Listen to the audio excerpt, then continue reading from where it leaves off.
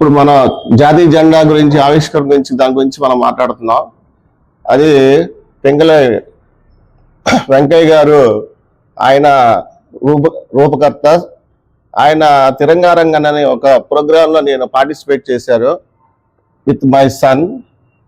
10 కిలోమీటర్లో ప్రతి క్షణం నడుస్తూ విజయవాడ పీడబ్ల్యూ గ్రౌండ్ నుంచి మొత్తం నేను 10 కిలోమీటర్లు ఊరినే జస్ట్ పార్టీస్ చూద్దామని వెళ్ళేవాడి వల్ల ఆ రోజున జాతీయ జెండా ఒక మహోత్సవం చూశాను. ఎంతో ఆనందం కలిగింది, దేశభక్తి కలిగింది.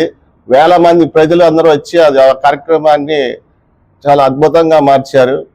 సో నేను చాలా వేరే విదేశాలకు వెళ్ళినా ఎక్కడికి వెళ్ళినా మన జెండా అనేది మనం గుర్తుగా, దేశానికి గుర్తుగా మనం అద్భుతమైనటువంటి విషయంగా మనం దేశభక్తి చాటుతున్నాం. ఈవెన్ క్రికెట్లో కానీ తర్వాత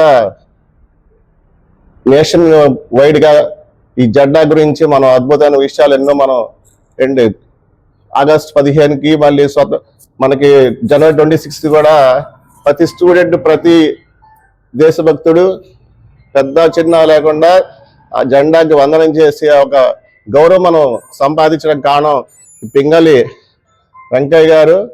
ఆల్రెడీ మన విజయవాడలో మన తుమ్మలపల్లి కళాక్షేత్రంలో స్పెషల్గా పింగళి వెంకయ్య గారి విగ్రహాన్ని కూడా పెట్టారని నేను చెప్పగలను. కాబట్టి ప్రతి ఒక్కళ్ళు దేశభక్తితో ఆ జెండాకి మనం గౌరవం తేవాలని కోరుకుంటున్నాను. భారత్ మాతాకి.